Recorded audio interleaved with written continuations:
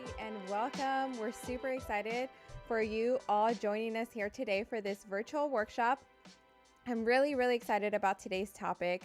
Specifically, I know a lot of you have asked about this, and so we're glad that we were able to fit this in the last portion of our virtual conference, and hopefully you find this as beneficial as I know I will. But first of all, I just want to welcome everybody. My name is Dorima Hamilton, and I'm the Executive Director of Ideal CDC. We're a nonprofit located in East Los Angeles serving our community there. And so these are the various things that we like to do is provide education, resources that can help you as a business owner be successful, become successful, reach your goals that you have. And one of the great things that we're able to do is have great partners like Bethzetic, attorneys such as Susan, who will be talking today, that can provide more guidance on things like insurance that you don't know how to navigate through, that can be very stressful and overwhelming as a business owner on top of running your business and making sure that's successful and you're providing a good product or service for your customers. So we're very fortunate that we have two awesome experts here joining us today. But before we get started, I want to invite you all to perhaps share this workshop with another business owner that you know, and so maybe tag them in the comments below, share this workshop with them. We do this so that we can help business owners. And if you can help us get the word out, that'll be able to assist us with helping more business owners. So we're really excited about that. Secondly, if you have any questions regarding the topic that you perhaps want Bethzetic or Bria or perhaps Susan to address, please leave them down in the chat below, and we'll be happy to answer those questions along the way or at the end of the presentation. With that, lastly, share this workshop, hit the share button, hit like, let us know what you think, and we'll get started. So first, I would like to introduce you to Bria Stevens. She works at Bethzetic, an awesome organization that was able to connect us with attorney Susan Page White that will be presenting the topic today for small business and insurance. So thank you, Bria, so much for joining us. Welcome. Thank you so much. Please introduce yourself and who you are, your organization, and what you have to offer. Sure. Thank you so much for having me. I'm just going to share my slides really quickly. So my name is Bria Stevens, and I'm the Small Business Fellow with Bethzetic Small Business Development Program. I work along with my program director, Elisa Shadusky, with our operations. So for just a little history about Bethzetic Legal Services, generally, we're a nonprofit legal services agency, and we provide our services for free to people in the LA County area, and we cover a wide range of different types of issues, from small business to immigration to preventing and ending homelessness, just a wide range of issues that we try to assist with. We provide our services regardless of anyone's race or ethnicity or immigration status. And I'm just going to go a little bit more into the small business development program specifically. So our program was designed to help low to moderate income entrepreneurs. We do this in a number of ways. One is through community presentations and workshops, things like what this webinar that we're doing right now, where we partner with different organizations throughout the community to give presentations on important topics to small business owners.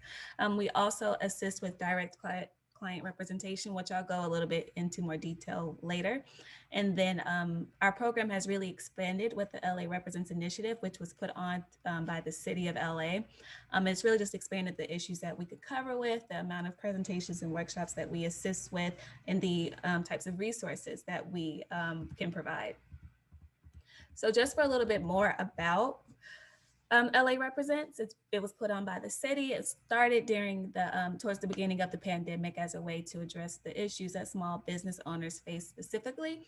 And so through these types of workshops and resources that we have, and through the direct client representation that we can offer, we try to help with transactional issues that affect small businesses. So things from contract enforceability, commercial leases, intellectual property, forming an entity, things like insurance coverage, and just help, and also with things like employment safety, COVID regulations, COVID financial relief, really just trying to tackle those issues that affect small business owners, and especially with the impact of COVID.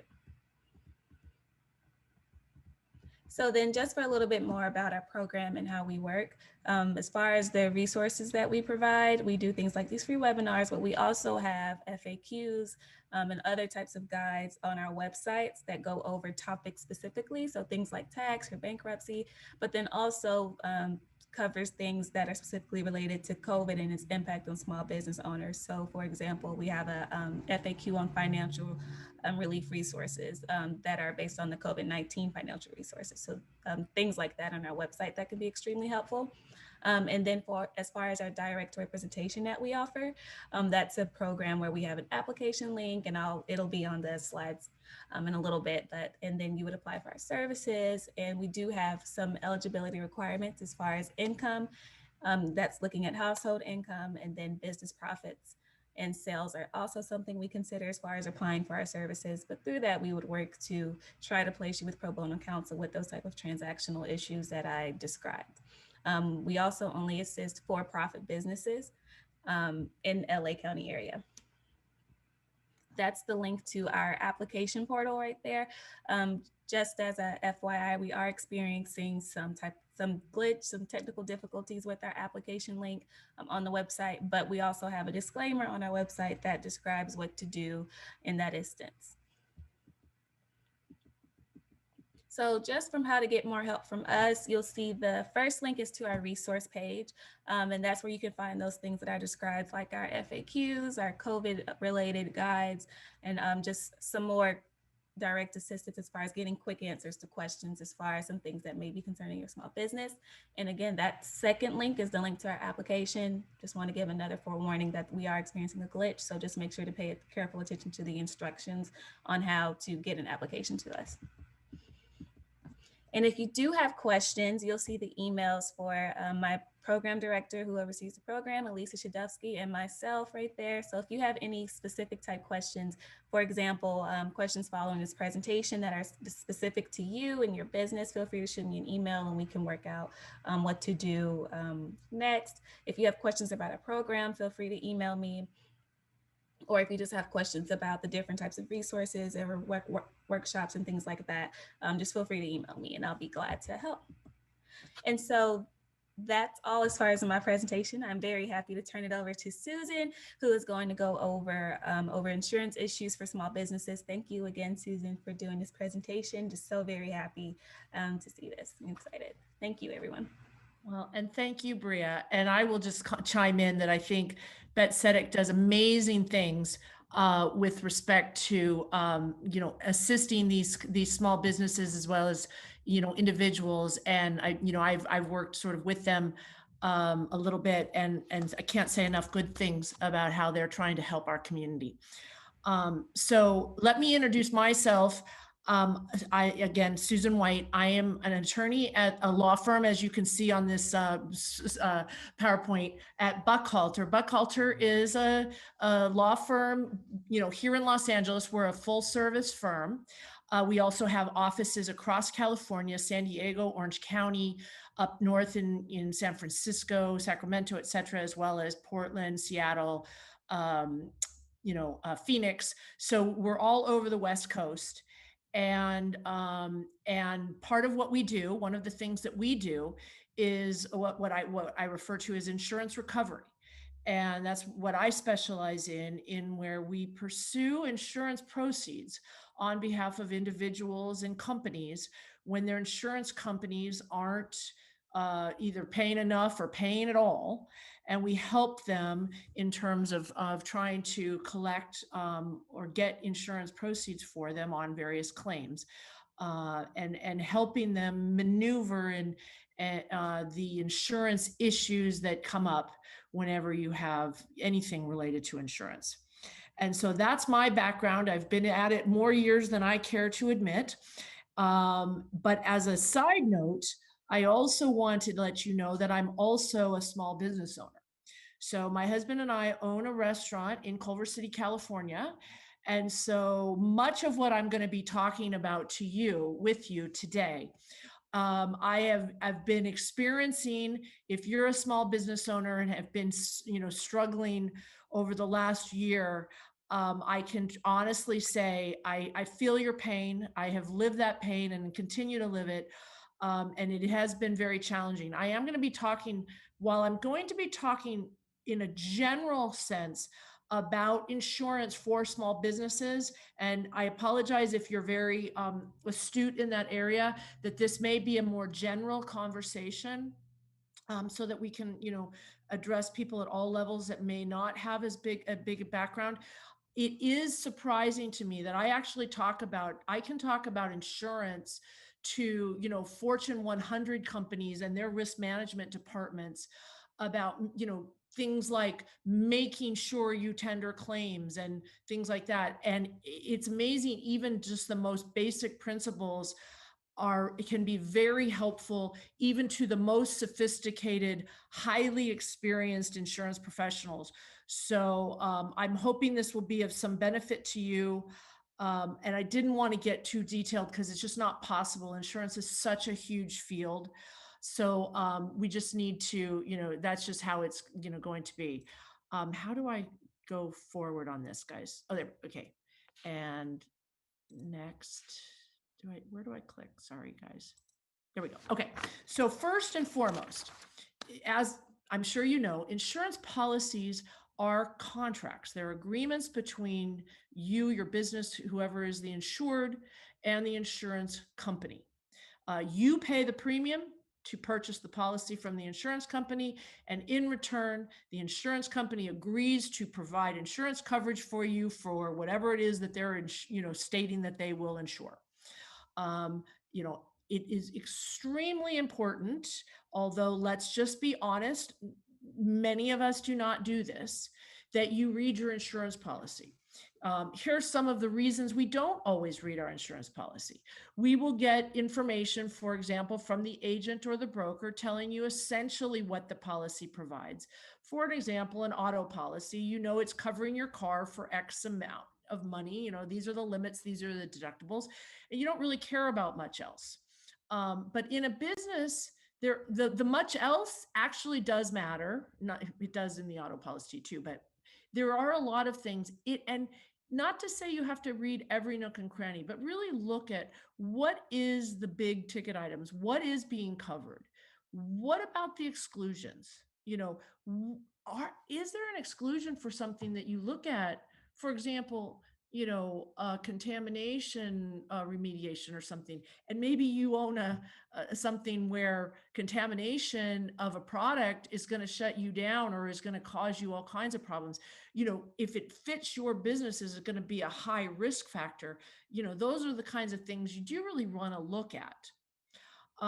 Another really important issue when you get your insurance is the amount of insurance limits. What we call our limits is, if your limits for, a property you own, is it $1 million? Is it 5 million? Depending on how much that property is worth. Making sure that those limits are sufficient, that if, for example, the property burns down, you're going to have sufficient amounts that you can rebuild it, and not be out of pocket.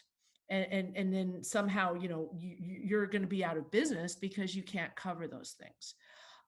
And the other thing, and because, again, this is out of personal experience, I was just looking at my own business insurance not 2 weeks ago, realizing we just bought a lot of equipment because we're doing, having to restructure based on what's happened, through this last year with COVID, and realizing that our limits for the personal property, the equipment in our facility, probably isn't sufficient if we had a total loss. So having to go back to the agent and say, hey, we need to have this priced out to increase our limits. And so that, it's easy come renewal time to just say to your agent, yeah, renew my policy. But it's good to think, be mindful of when your renewal is, and look at that at the time of renewal and think, wait, has something changed over this past year? And is there something, for example, one of the portions of a what we call often a package policy for small businesses, which will include not just your property, your liability, and those are types of coverages I'm going to get into, but there, you maybe even hired a bunch more employees. So there's going to be maybe a higher retention I'm sorry, higher limits you're going to want for any employment practices liability.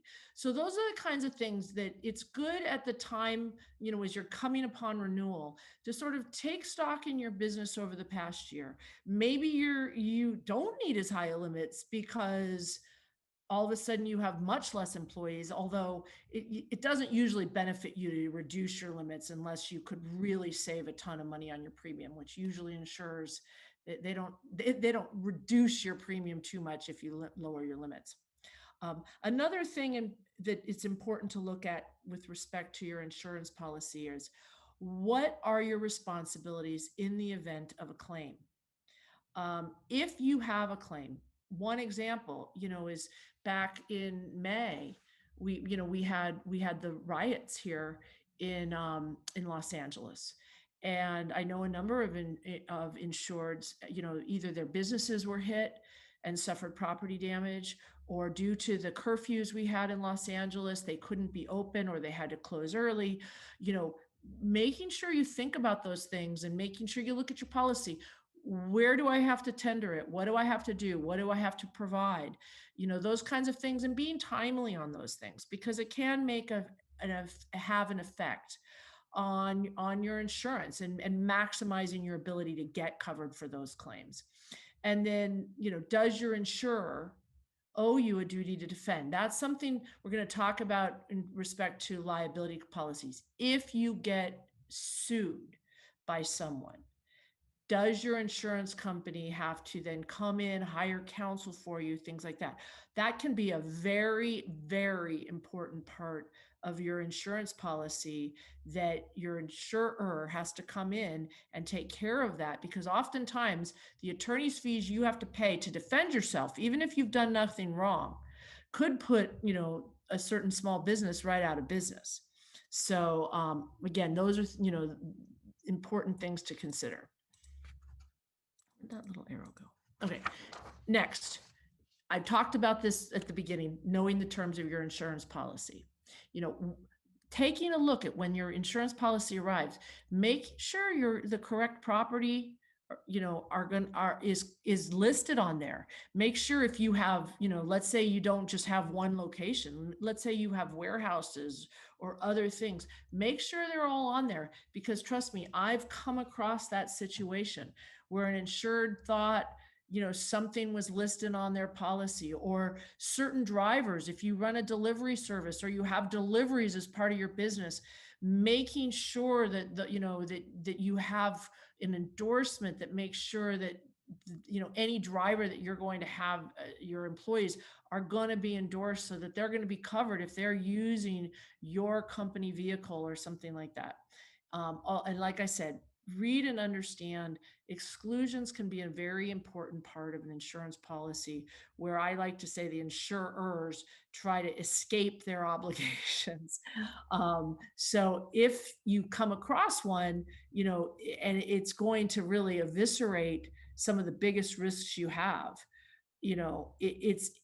sometimes you can diminish or eliminate those through talking to your insurer and trying to get an endorsement to add coverage for something that would otherwise be excluded, or at least reduce, that breadth of what would otherwise be excluded.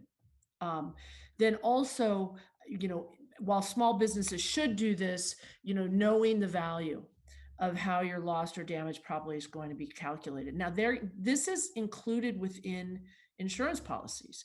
They will list, if you have something that gets lost or damaged, whether it be at market value, replacement value, actual cost value, those kinds of things, depending on the type of business you have, that may be something that is very important and can change how much money or worth you're entitled to. So again, that's going to be something that you really want to take a look at. So next, again, this is all sort of going through the terms of your insurance policy. Is there a time limitation on when you can file a claim?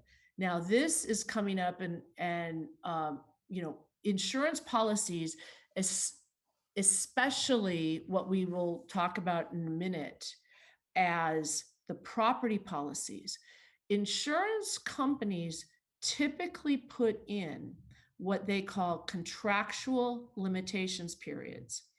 In the normal legal world, states have what we call statute of limitations periods.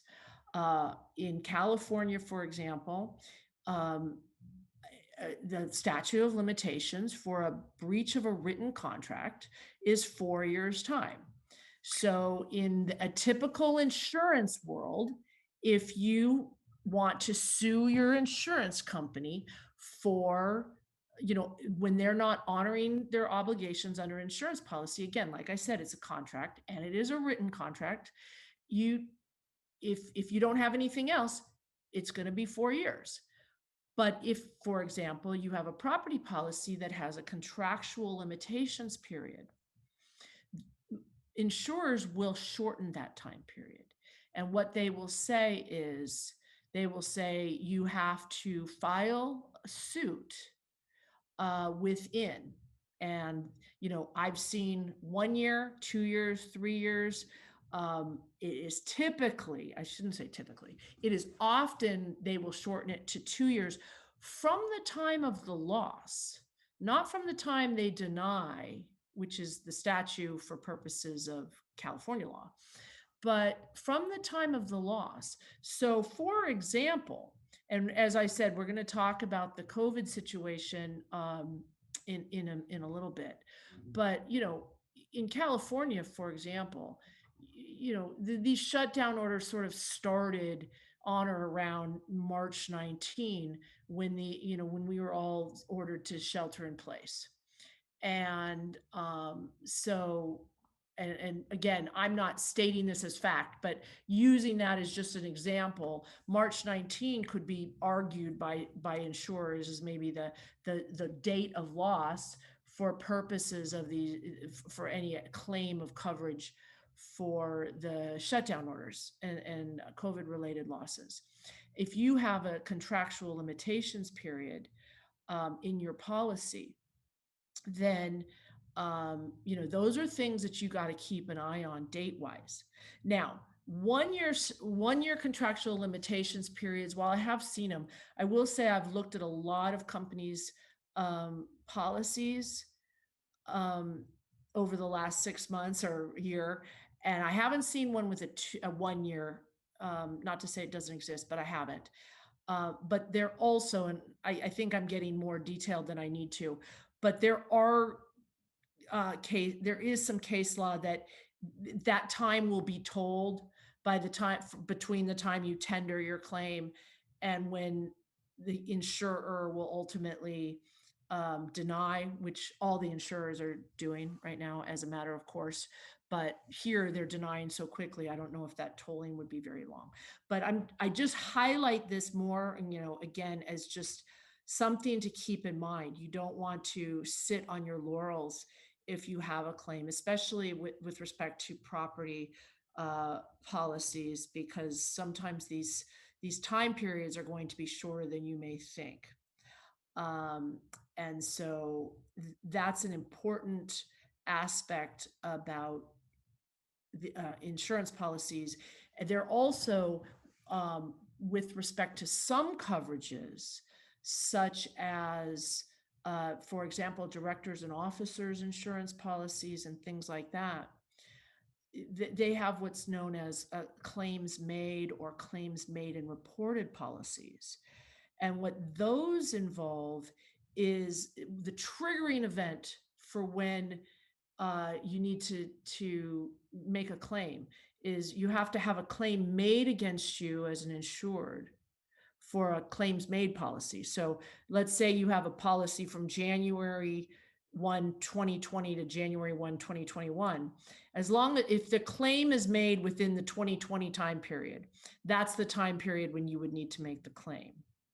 But I mean, yeah, I'm sorry. That's when the claim is made. And so that's the policy that would respond to it. Insurers would still argue you should make it during that policy period. There's arguments that if you were a little bit delinquent, there certainly can be arguments that may not jeopardize your coverage. But if there's what's called claims made and reported coverage, the claim must be made.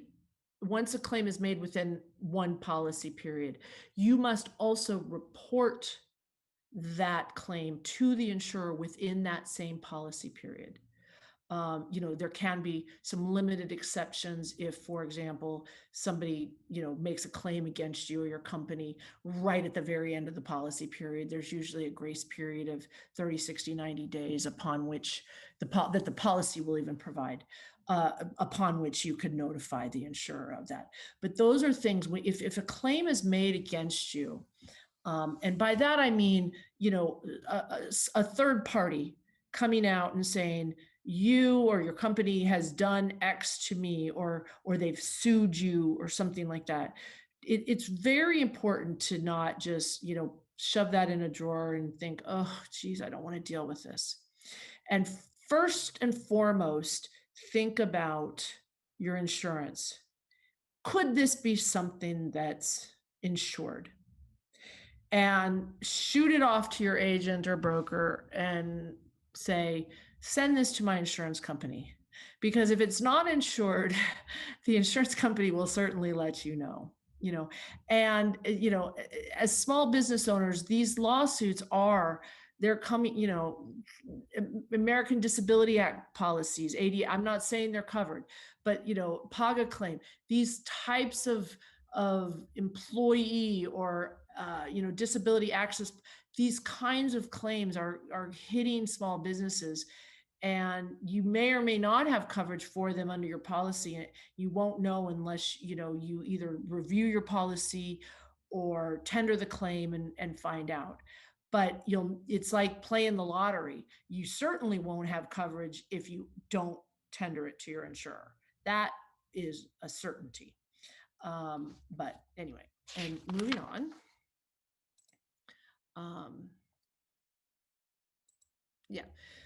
I think I've sort of talked about this a little bit. Use of a good broker, super important. There are, as I have learned, there are certainly brokers out there that specialize in small businesses. And you can even find brokers that specialize in a particular area. For example, restaurants or hospitality, or things like that, or, retail. And so, that can be of great help, because they know the nuances of what the risks are for your particular industry and business. And sometimes they can be of great value to having that knowledge. And while I say broker, it can be an agent. Brokers often, the words get used interchangeably. But an agent is typically an arm of the insurer. For example, if your insurer is Travelers or Farmers Insurance, the agent is contracted with, Travelers or Farmers. And so they really only deal with that insurance company. Whereas a broker may deal with a number of insurance companies. They're typically more seen as independent. And so they will often be viewed as more looking out for the insured's interests. But, again, in my small business hat, I do feel like for example, our agent is really trying to look after our interests, and but also, knows the advantage too is that she knows that insurer's policies hands down, because that's all she deals with. So there's pros and cons for both sides of the spectrum. But like I said, it's very good to hire somebody that specializes in your business or your area of business, because they really do have insights, and they sometimes will think or raise issues that you might not have even thought of. Excuse me. So, okay, now let's talk about some specific types of policies. First, I'm going to talk about general liability policies. Now, like I said, in the small business world, you may not get a policy that is just a liability policy. What you often are going to get, more common than not, is what we call these package policies. And what it will include is your general liability as well as your property policy, and then any other coverages you may need, which we can talk about in a minute. And the property, even if you don't own property, if you're renting or leasing space, it's still a good idea to cover your own personal property. And we'll talk about that in a minute. But I want to talk about the general liability insurance first, because this is very important insurance that every small business should have. And because it covers, what we call the property damage and bodily injury. It covers accidents and injuries to someone other than the insured.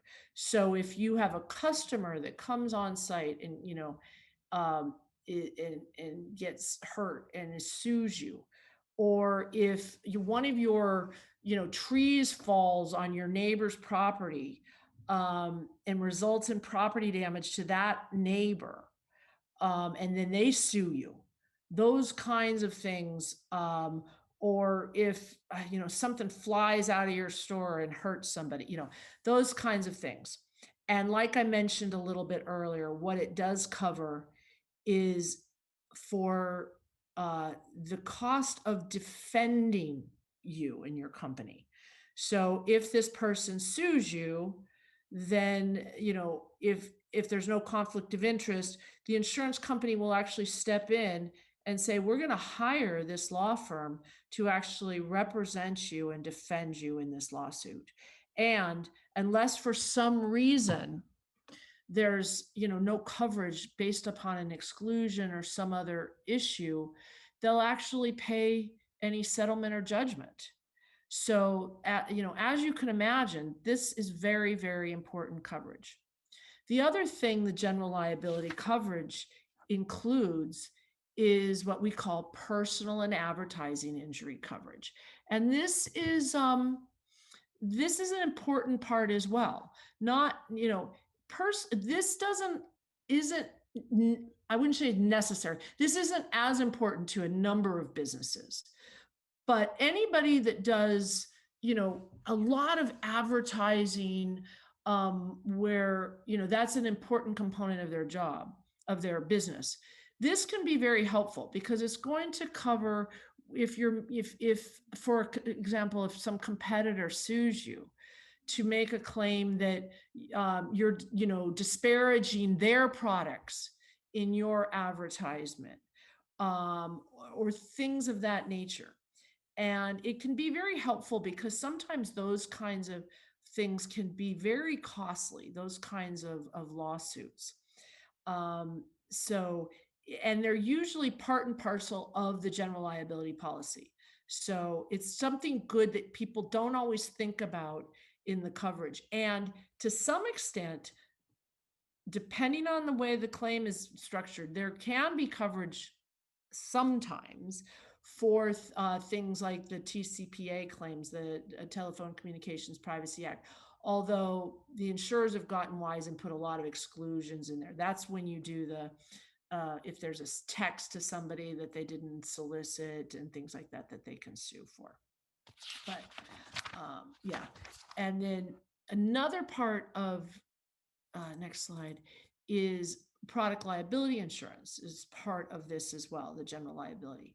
So if you're a manufacturer, a wholesaler, distributor, or retailer of a product, there can be liabilities for the safety of the product, resulting in property damage or bodily injury to others because you've got a product out there in the market.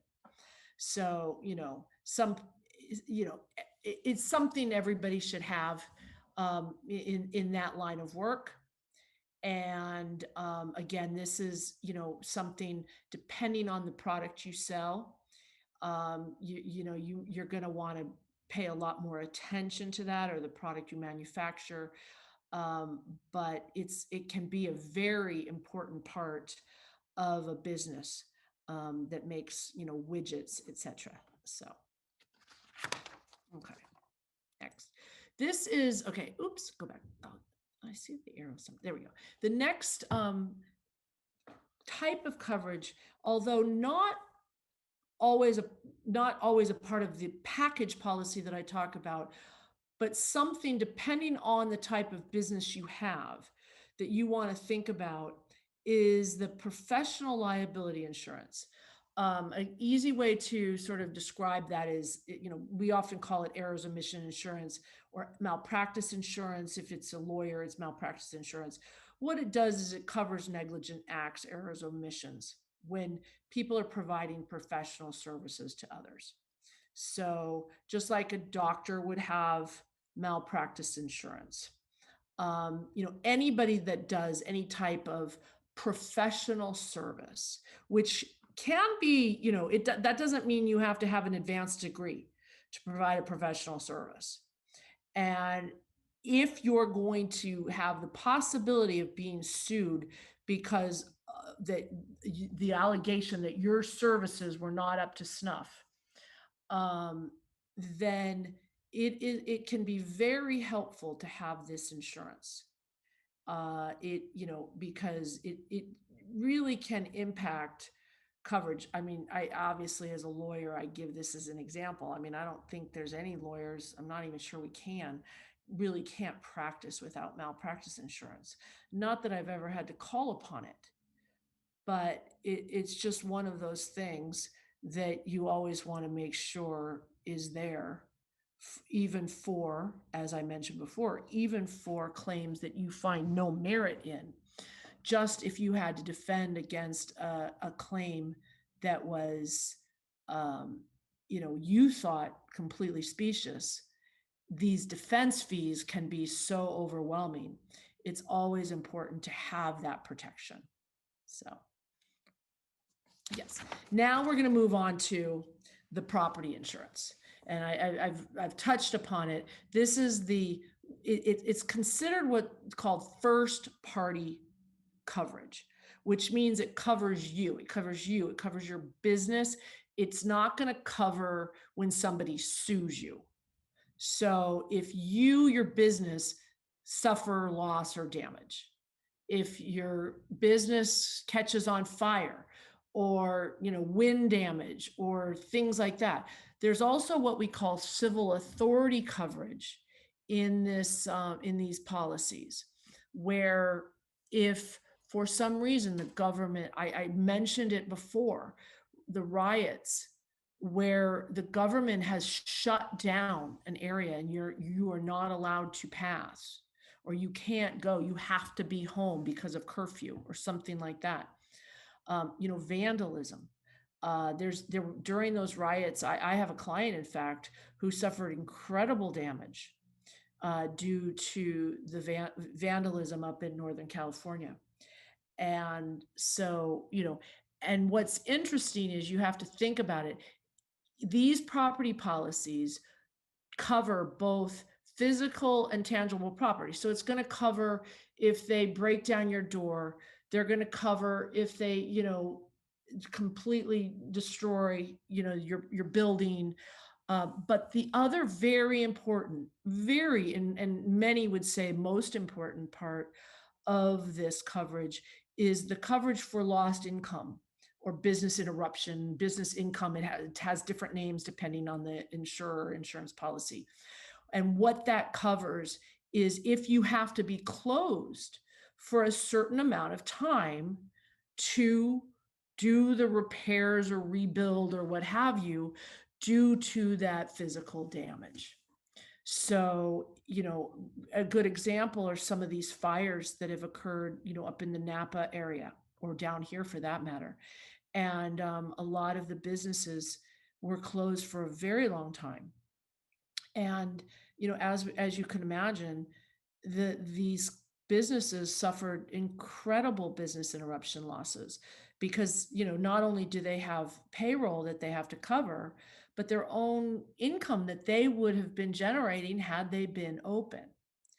And so, that can be one of the most, if not the most important part of a commercial property policy. Um, but make no mistake, it's not a simple issue with an insurer, as I'm dealing with that with insurance company right now, who doesn't want to pay the business interruption loss, even though there's no dispute that the payroll is a loss until the insured actually pays it. But they can't pay it because of the loss, because they don't have the money, because they didn't earn it. Insurers never cease to frustrate me. But again, on this property insurance, and something to keep in mind is, you may think to yourself, well, I don't own the property that I'm in. I'm just a renter or a less, I just lease it. First, you want to check the lease. If you're leasing the property, the lease is going to inevitably going to address what type of insurance that landlord is going to require that you maintain. And it is important that you take a look at your lease and see, because not only will it often require that a lot of times, and this is not 100% of the time, believe it or not, but it is often the time, the landlord, if they're the owner of the property, will cover the insurance, the property insurance for the building itself. But then what you as the lessee do is, you will have a property policy for your own personal property. In other words, for if you move into a space and you do tenant improvements, you have your own equipment, you have your own, tables and chairs, office equipment, all those kinds of things. You're going to have a certain amount of coverage to take care of that stuff that you've brought in or built yourself, that is going to cover for those types of things. But you also want to look at, in your lease, what the lessor, the landlord, is requiring you do, because he or she may require that you add them. It's called adding them as an additional insured under your policy. So, and that can often be as simple as telling your broker or agent that you have this requirement, so that they can add an endorsement to the policy or something to that effect. But it's good to make sure you try to comply with those contractual requirements, because that can make a difference of, one, not being in breach of the lease, and two, having the coverages in place that need to be in place in case of a loss. And so those can be important. And like I said, and I'm going to go back to this limits of liability issue, when you address the limit, when what kind of, what your values are of the personal property that you have, make sure that your limits coincide with that. And you may have started this business 10 years ago, 5 years ago, and you only needed, let's say, $100,000 in limits or $50,000 in limits, because you only had a few pieces of equipment because you were a startup. And you didn't change that. You just renew every year. And now you're looking around your beautiful space and you've done so well for yourself, and you have $500,000 worth of stuff. And oh my gosh, time to reevaluate and talk to, your agent or broker and make sure that your policy, matches that, because you want to make sure you're fully protected. So, okay. And I will, there can be varying types of property policies. There's what we call the all risk policies, which basically cover everything that's not expressly excluded in the policy. They'll cover incidents and perils except unless they're excluded. Or you will have what they call a peril specific, which they have a list of perils. And if whatever happens to you is in one of those list of perils, you're excluded. I mean, I think you can probably gather which one is better. And so you ask for the all risks. The all risks are very common in these package policies, but I would certainly want to, encourage you that if for some reason somebody hands you one that's you're looking and it has to be listed in there, say, no, why can't I get an all risk policy?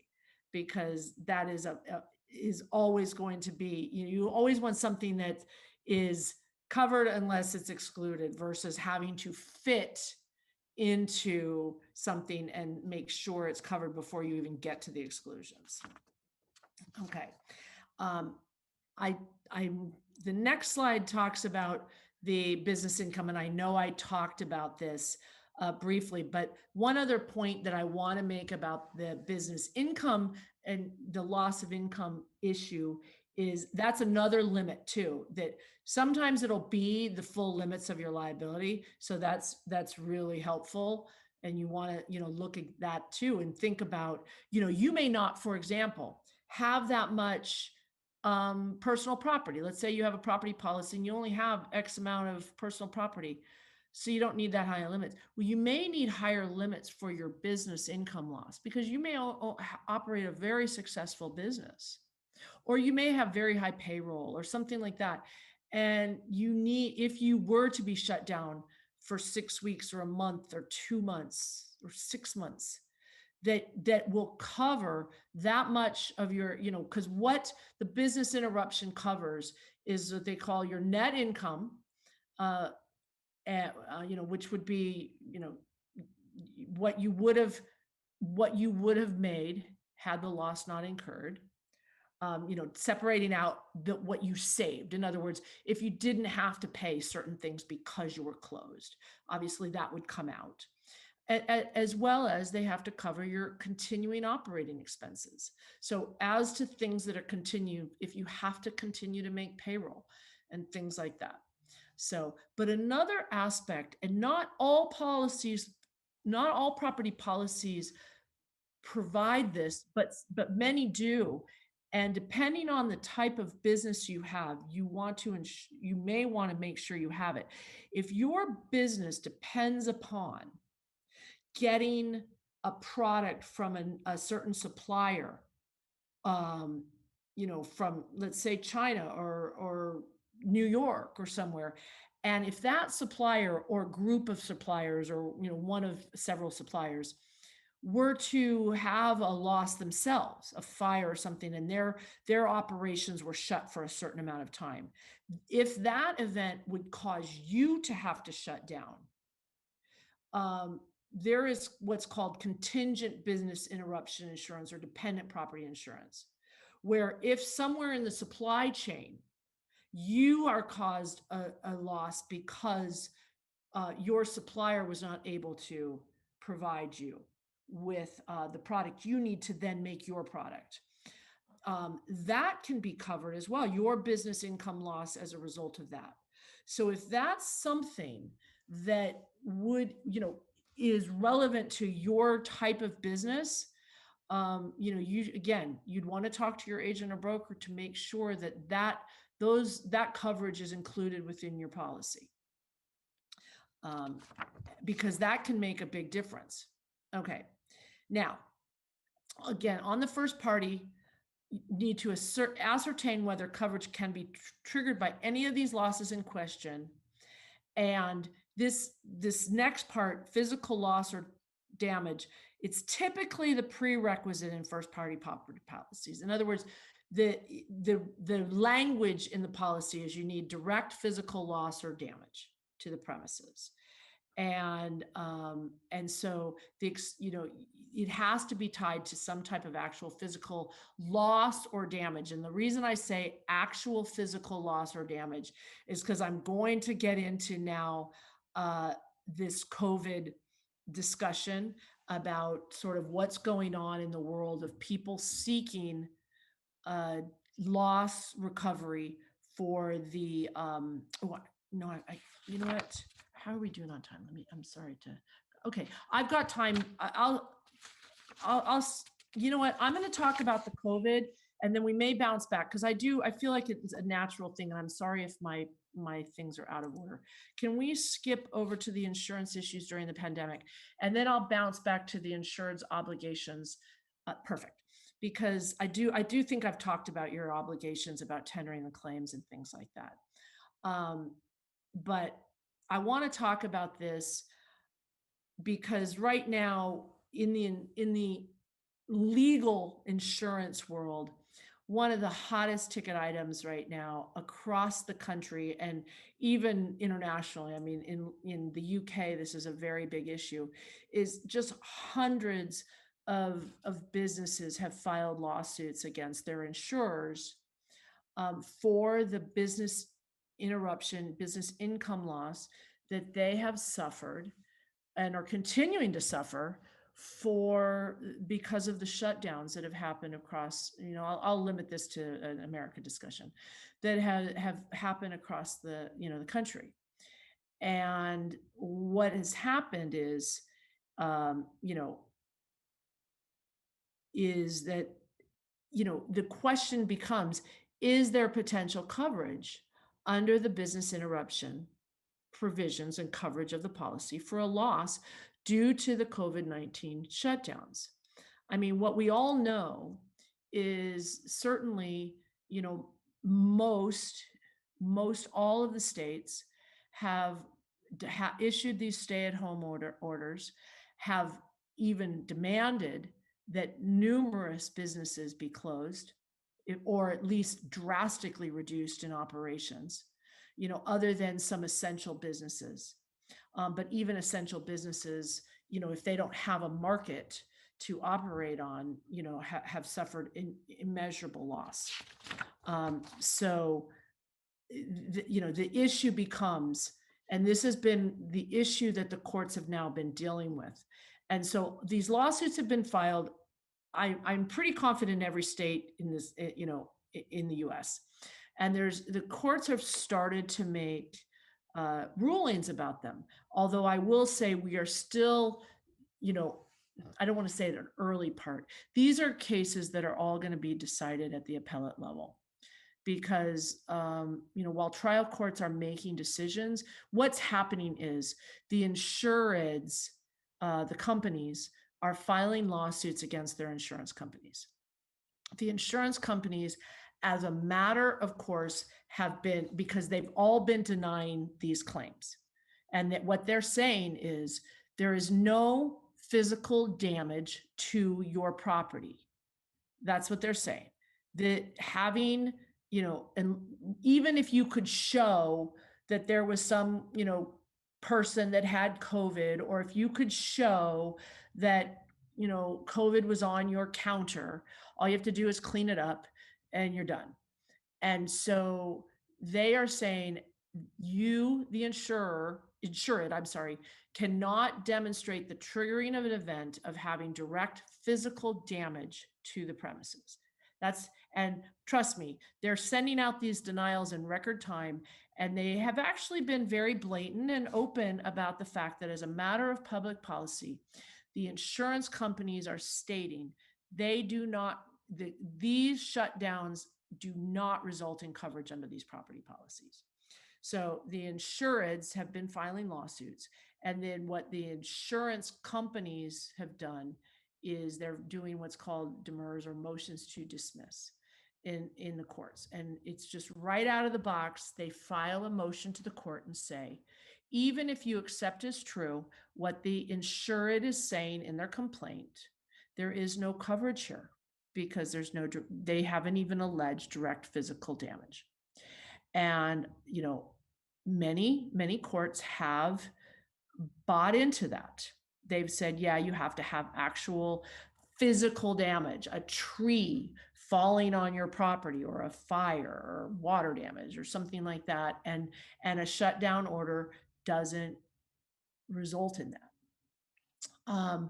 But the good news is there are a number of courts. I get to actually say a number. I would not say it's the majority, but there have been a number of trial courts that are actually taking an opposite view and are saying, and it's not saying, yes, there's coverage, because again, this is still early on, but they're saying, wait a minute, the policy says direct physical loss or damage. And how courts look at insurance policies, and I'm not going to get too technical here, is you don't just get to throw in words that have no meaning. Words have to have meaning. And if you only meant damage, then you shouldn't have used the word loss. Otherwise it becomes superfluous. And why would you have it in there? So physical loss can include loss of use, and nobody's getting to use their property because they've been ordered to shut down. And when you can't use your property, that is a loss. That is a direct loss. And so, and there's actually even been some courts, federal courts in California now, that have adopted that. It doesn't mean the insured has hit a home run. It's just saying that it is a plausible, reasonable view. And so this is, positive. Now, and even the cases where the court has dismissed the case, the insureds are appealing these things. So we're still in the, stages. There's still much to be done before we know how. We'll likely go up to the California Supreme Court and various other Supreme Courts across the land. But, I do believe that is a very solid argument, and the better argument, that physical loss is what the insureds are suffering. And, the courts have been have definitely had a better view of that argument if there's not what they call a virus exclusion in the policy. And where the policy will say it doesn't cover loss or damage arising or relating to a virus. And, some policies have them, some don't.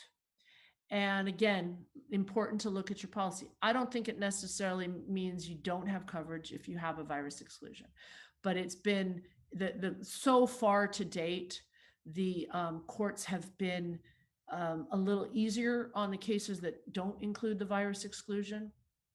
But, these companies are suffering, it's easy to say we've suffered billions of dollars across the land in business interruption losses. And, I think there's also, and at the very beginning of these cases, we had a lot of small, I don't necessarily say smaller companies, but, companies making these lawsuits. But now we're seeing, the big powerhouses are coming into these cases. In-N-Out Burger, professional sports teams, I forget which casino, Vegas casino. I mean, very, very large companies are now, jumping into this world of suing their insurance companies for this, the shutdown, the loss they've suffered because of these state mandated shutdowns. So it's going to be a very interesting next, year or two, to see how all the dust finally settles. I really hope the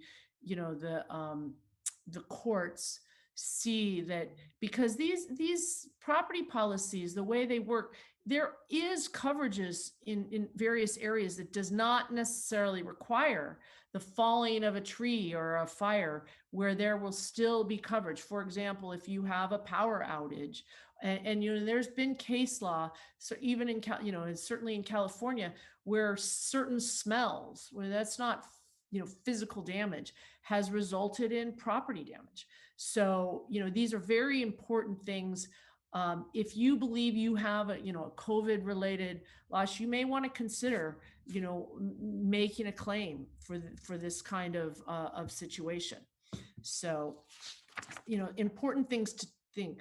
But what you want to do, if you're thinking about it, is obviously, gather your files in terms of all, the business insurance policies, your current policy, as well as the policy that was in effect starting in March of 2019 and going forward, as well as, any current liability policies.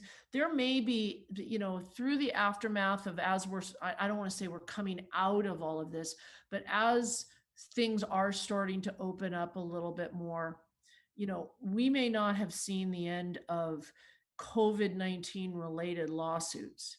And there may be a lot of other lawsuits that are going to come as a result of that. So best to sort of, really make sure you have your policies in line, know what you've got, what you may need, because the litigation world related to this pandemic is not going to be going away simply because we're going to be opening up a little bit more. And then, you want to make sure you document what the circumstances about when it was, if your business was closed or partially closed, if you had any confirmed employees or people on your property, keep documentation of that.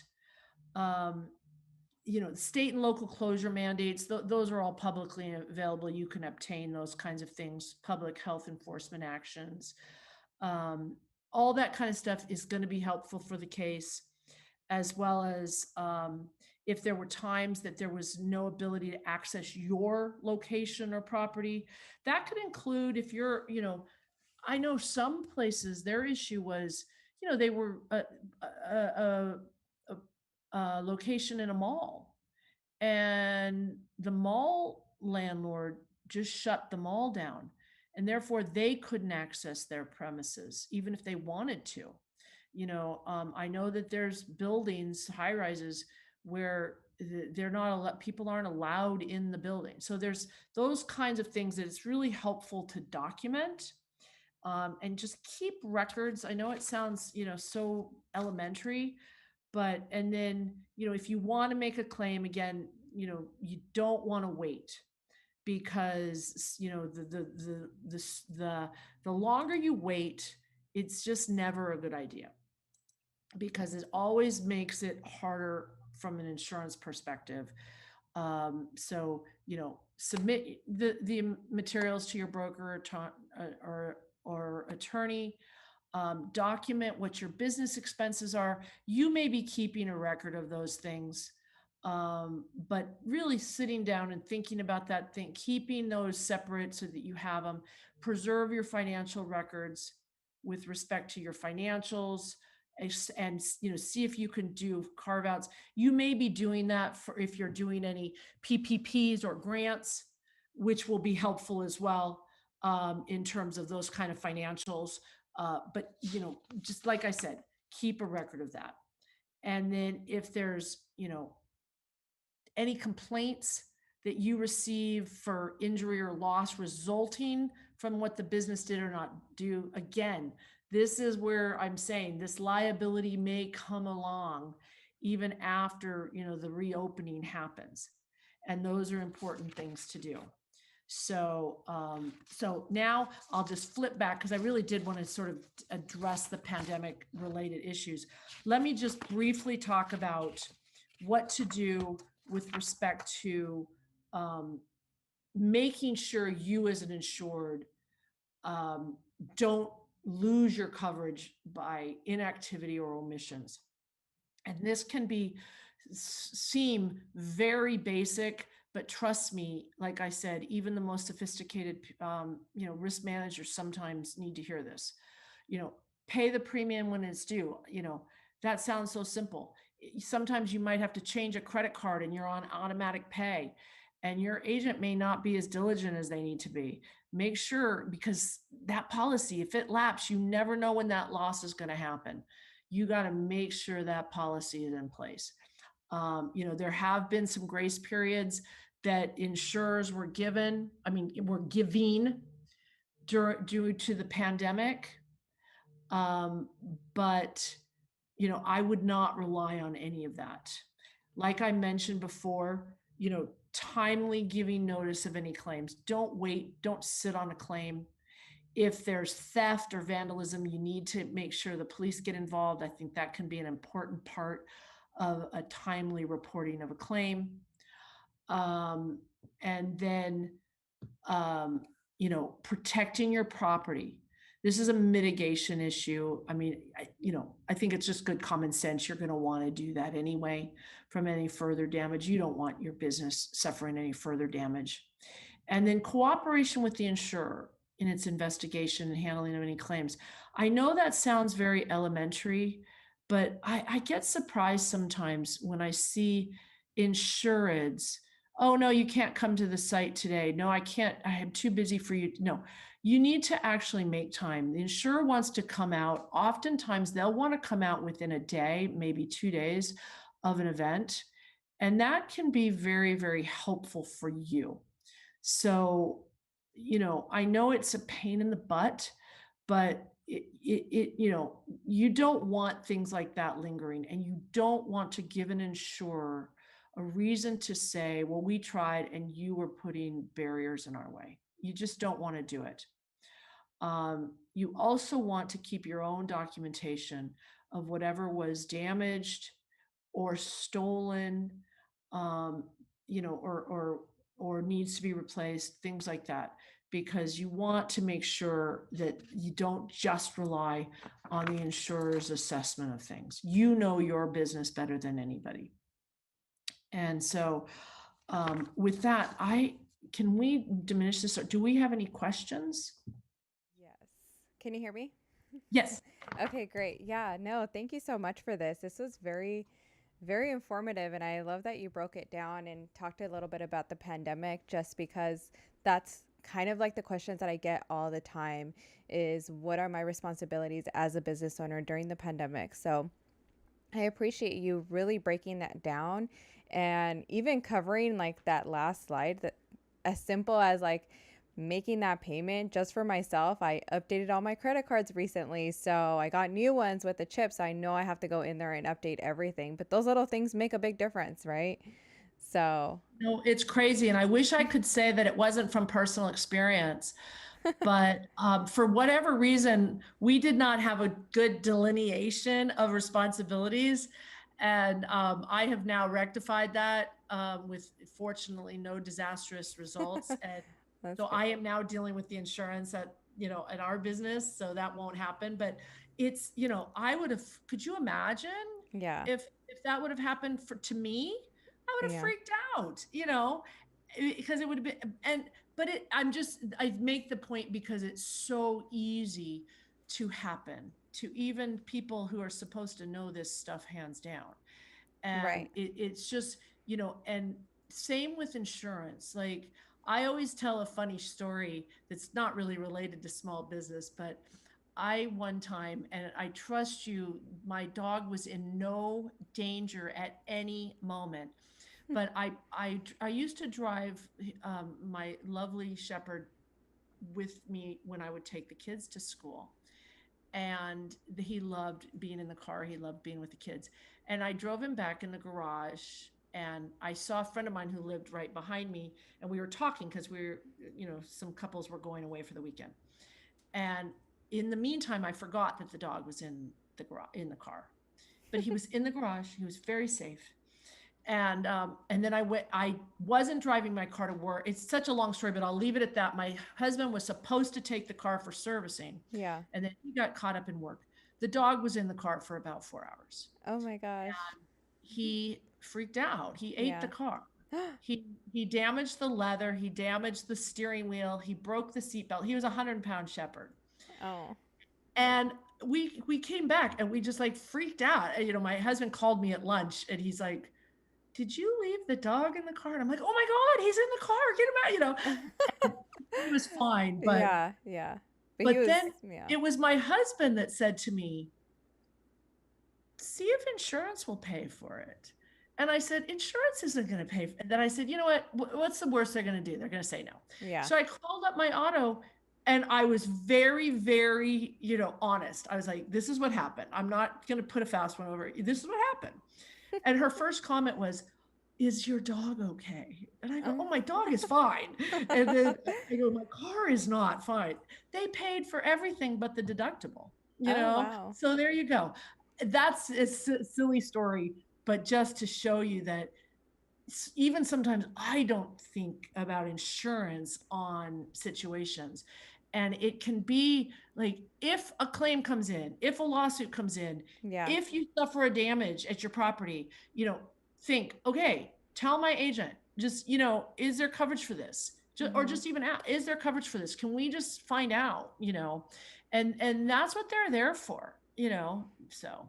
Yeah, yeah, and I love that you mentioned that story because, and I get asked this and kind of brings it to the first question was like, is as a business owner, am I covered? And the answer is yeah, and that's something that sometimes when I work with business owners, they don't think about when submitting a claim, or I find out like, oh, what happened? Oh, I got injured at work. I'm like, do you have insurance? Well, you can submit something even though you're the business owner. Right. Mhm. Well, and the other thing I didn't mention, and I should mention briefly, is in package policies as well. Mhm. They're beyond the property and the general liability. Something that small businesses really want to look at is what we call EPLI, Employment Practices Liability Insurance. Mm. If you have employees, you want to have this insurance. It is the insurance that covers you if you get sued for wrongful termination, sexual harassment, retaliation, all discrimination, issues that are so much more than they used to be, Mhm. and can be very, very costly. Yeah. And again, this is liability insurance. If one of your employees, even if you Mm. don't fire them, there are lawsuits that can be filed even when they're still working there. Yeah. So, and that coverage, and trust me, these employment practices lawsuits can be a fortune. Having just assisted a client on the insurance for one, a fortune.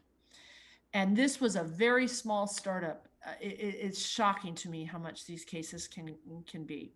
The Yeah. other insurance that you also, and they are usually endorsements to these policies, is what's called cyber liability data breach policies. If Mm. you have any business, which almost is any business now, where you receive any type of information from the public, credit cards, even addresses, anything just beyond somebody's name. If there is a chance that that could be somehow hacked and taken, not only might you have to have issues with respect to your own computer systems that can be very costly, which is again the first party side of it, the cost you have to incur to fix your stuff, Yeah. any notifications you might have to send to people, hey, we've been hacked, if you've seen those, like Target had to do. Right. But if you get sued, people sue, hey, you stole my information, they do it in Mm. class actions, so it's much more costly. So those kinds of, that insurance can be very, very valuable. And Yeah. it's something and it usually is nominal to add to these package policies, unless you're some kind of health organization that has very, very sensitive information. Yeah. Yeah. No, that's very true. And like you mentioned in your last story, it doesn't hurt to ask. If you have any questions about any sort of thing that might be covered, it doesn't hurt to ask and make that simple phone call that can perhaps save you thousands of dollars, if not hundreds of Right. thousands of dollars down the line. Right. But I have 5 questions here. Okay. So the first one is, I just started my business. I've been in business for a few months. Do you recommend that I get an insurance policy, or do you suggest that I wait a year?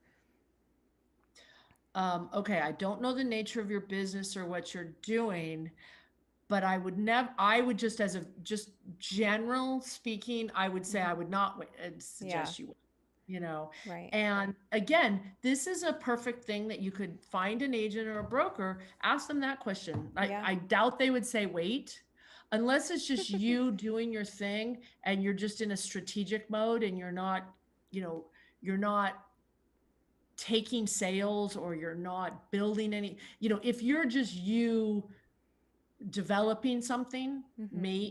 maybe, I don't even know if I would say maybe, but if you're in at all interacting or making sales or of any kind of nature, I would say it, you know, safe is always a better bet. Yeah. Yeah. So maybe you can provide also some personal experience. So this is a restaurant owner, and they say, I sometimes have my employees use their vehicle to make food deliveries. How would that work? Do I need to cover their vehicle also in the policy? You know, that's an interesting question. You know, we have a van, and I actually just learned this, so I'm just giving a personal experience because I don't want to give advice here. Yes. But what I did find out from my agent is because of the pandemic, Mm-hmm. there there has been, I don't know if this is across the board, but I think it might be, but this is something you can look into, and I can't say with certainty. But because of the pandemic, I believe that insurance companies are doing these endorsements right now Mm. where they are um, allowing for use, allowing deliveries to be covered under your commercial policy. Mm. And because our, anyway, so I would say ask their agent about that endorsement. There's Yeah. going to be some kind of, it's going to end at some point because Right. of it's a pandemic issue. But I would say to them, ask them about that. That makes me nervous, just as a general rule, to have Yeah. your employees using their vehicle, their own vehicle, to do anything business related. Mm-hmm. Especially if you have your own vehicle. But then again, you know, like I said, ask the agent. And I actually had to do that just very recently. And you just ask the question. That's how I know about that endorsement. So just flat out say, am I going to be covered if I have this happening? Because then you have that level and they know your policy. So Right. yeah. Right. Yeah. Which interesting question. I didn't think about that, but that's very true. A lot of people are Yeah. doing food deliveries right now because of the pandemic. Well, and that's why that endorsement came to pass, because they Yeah. were recognizing a lot, like we didn't do our own deliveries before this happened. That just wasn't our, you know, setup. Yeah. Right. So Right. The next question is around AB5. I'm not sure if you're able to answer that, but how should small business owners be thinking about insurance with in regards to AB5 law? you know, I don't want to, I feel like I might be getting into too much technical here. So can I just sort of, yeah, I don't want to be giving like No, and legal. that's fine if you that's Yeah. totally fine. So, um this last question is in regards to COVID, and that is the rebutable presumption clause. So, how should small business owners be thinking about insurance with the new rebuttable presumption clause regarding COVID infections?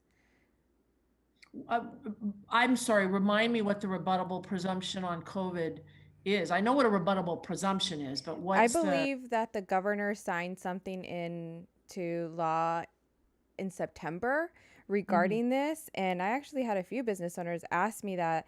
And that is in regards to COVID, if an employee tests positive for COVID, it is presumed that they got it in their line of work, right? Whatever that may be. So then now it's the business owner's responsibility to prove that they did not get it at your work. Oh, I see. Yeah, you know, that's not really, I mean, we have been dealing with, you know, COVID regulations and Right. all of that. It really hasn't impacted insurance. What, I mean, for us, it's been, if, you have to have, they have to be home, they have to be off the premises and away for at least a certain time and, tested, retested. And if you have more than a certain number, then you have to shut down for a certain amount of time. Fortunately, we haven't had that happen. Right. But there's certainly those rules, but I haven't really, and that's a good question, but I haven't really thought of it in terms of impacting coverage. It could impact coverage if you got to the point where you had to shut down because of it. If one employee is out, I don't know if that would necessarily really impact coverage so much because arguably you're not really shutting down unless you're of such a nature that you have to shut down because one employee is out, but or two, but yeah. Right. Okay. Yeah. Those are the only questions that I have on my end in regards to this. So thank you so much for your time. I really appreciate you. Yeah. This was really good. I really appreciate that. Bria, do you want to mention again how people can connect with you and Betsetic for additional support and help? Sure. So if you do have questions, feel free to shoot me an email. Also, if you go to our website, you can find our, it should be Betsetic /small business, and you'll be able to find our application and apply that way. We're having a glitch with our system. So there's a disclaimer that outlines the new procedure just in case. But if you have any questions, feel free to email me or go by our application website. Thank you. Thank you so much, Bria. And Susan, is there any last minute advice or tips or anything you would like to mention to our audience? I'll just say best of luck to everybody. I know this has been hard, and I hope and wish for success for all of you. Yeah. Yeah. Well, thank you. Thank you both so much for your time. I really appreciate this. I do want to mention one last thing. If you're a business owner that's been watching us and you need to get your employees tested, or perhaps you need to get a test, our facility is now being used as a COVID testing center, free to anyone and everybody. You can walk up or drive up. We're open Tuesday through Saturday from 11 a.m. to 4 p.m. And your results, you'll get them within a day or two. I got my results in less than 24 hours. So if you need to get that for your employees, we offer them free for everybody. But with that, I leave you guys. I hope you have a wonderful rest of your day and a lovely Easter weekend. Thank you again, and I'll see you guys soon. Bye. Bye. Bye. Thank you.